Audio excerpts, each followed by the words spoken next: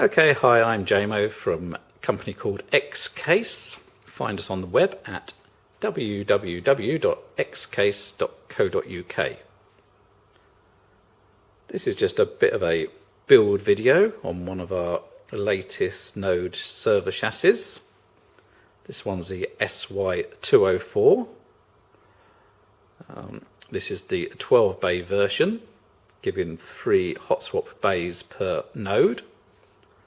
There are 4 nodes in this 2U system, and each node takes a dual processor motherboard with 16 DIMM slots. And this is for the latest Xeon E5 2600 version 4s. So each node system has 4 hot swap bays, and they're color coded for each layer. So that's the top layer on the left hand side, bottom layer on the left hand side, top layer on the right hand side, and bottom layer on the right hand side. Now if all that gets a bit confusing, there's a power button for each system as well, top bottom and top bottom over there.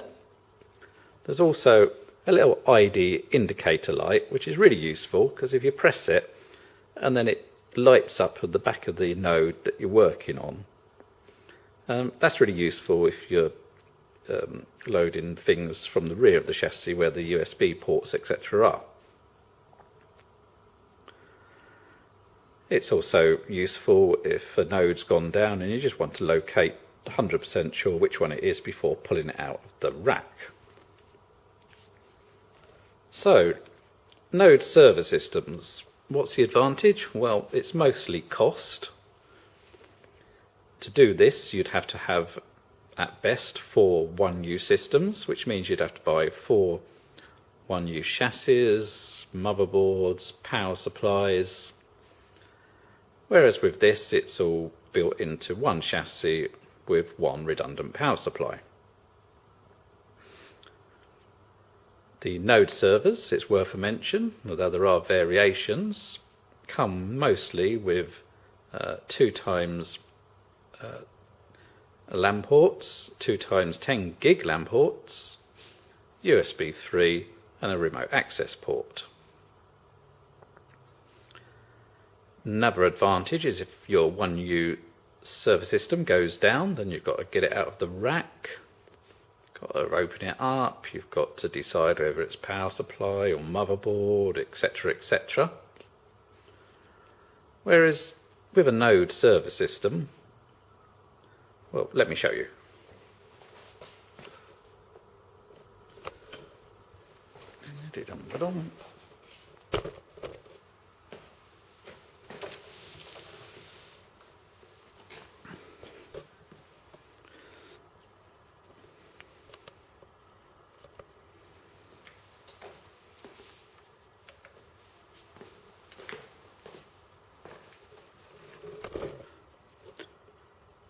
So I'll just press the locate light and you'll see there's a blue light there. So let's say that system's the one that's causing us the issue.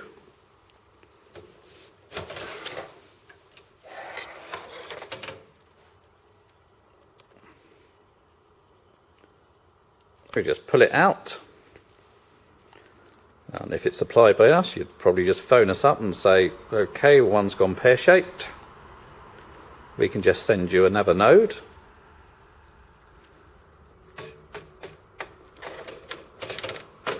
You'd get your replacement and you'd fit it back in again.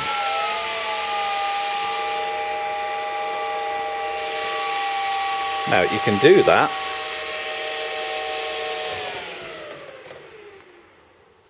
while the system's running and while the other systems are running.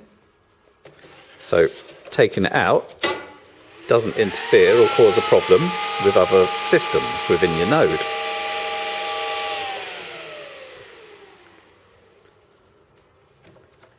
You've also got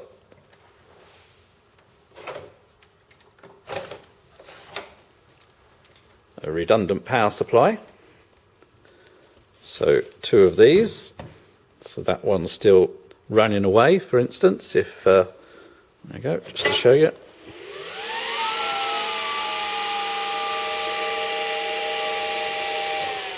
So again, you just say, oh, one of our power supplies has failed, we can send you another, and you just slot it back in again.